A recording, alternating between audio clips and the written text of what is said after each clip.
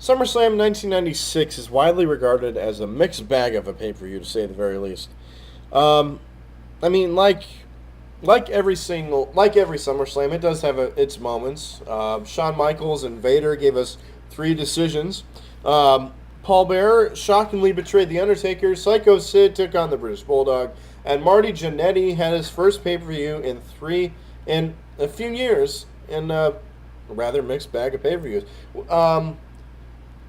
So let's start out with SummerSlam 1996 with the first pre-show match. Well, one of the first. Let's say it was the first one I saw. That's for sure. With Stone Cold Steve Austin, when he was starting to take off, becoming more popular by the mid 1996. Did they? So where do they put him on the pay-per-view? On the pre-show with, of all people, Yokozuna. Now this match was very short, to say the very least. Yokozuna goes to hit the Bombsai drop. The ropes, how do the ropes come off of the ring post, and Stone Cold capitalizes, gets the win. And this would be the last time Stone Cold was left off a major pay-per-view, unless he was injured. The first match of the night saw Owen Hart going up against Savio Vega in one of Savio's better matches. The action was good back and forth, and the right guy won, so no complaints from me there, with Owen Hart successfully defeating Savio Vega.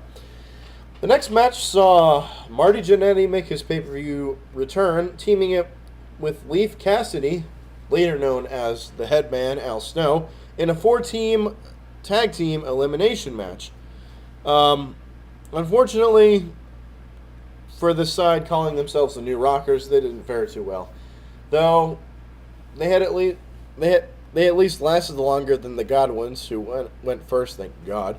The match came down to the Smoking Guns, Bart and Billy accompanied by the Smoking Hot Sonny, and the Body Donans, with the Guns winning. Jannetty or no Jannetty, the tag team wrestling remained in a rut in 1996. The next match saw Sycho Sid going up against the British Bulldog. And Sid wasn't a great wrestler, but it was hard not to cheer for the big guy, especially here, as he mowed through one of Cornette's enforcers. It wasn't a terrible match, but it wasn't the best match either. So Sycho Sid gets the win there. The next match saw who was it?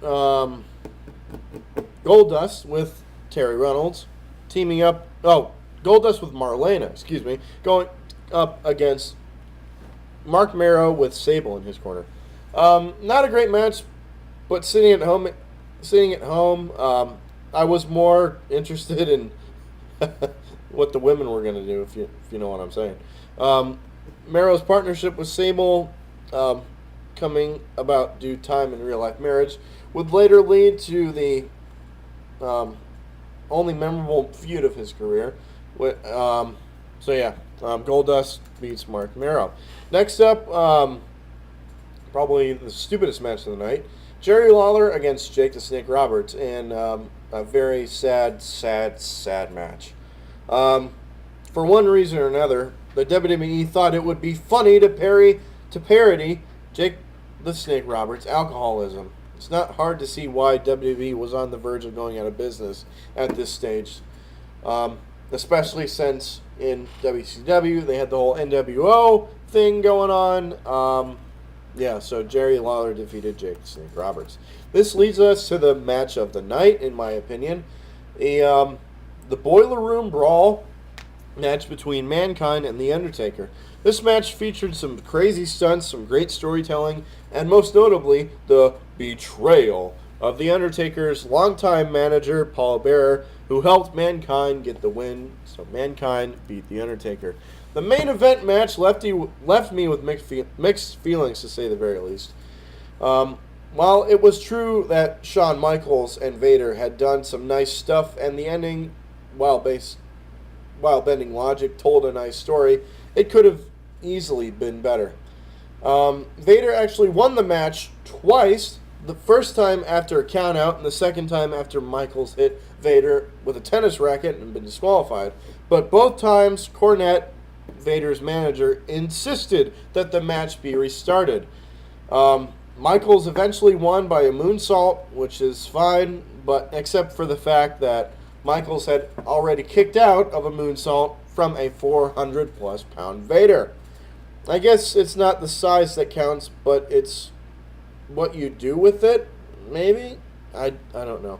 All in all, some good stuff on this pay-per-view, but the Lawler and Roberts match really should have been avoided. Just offensive. It's just offensive nonsense. So yeah, that's SummerSlam 1996 out of 10. I am going to give SummerSlam 1996 a 6 out of 10. Best match of the night, definitely the Boiler Room Brawl.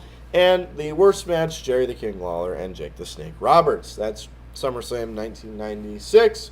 Coming up next, 1997.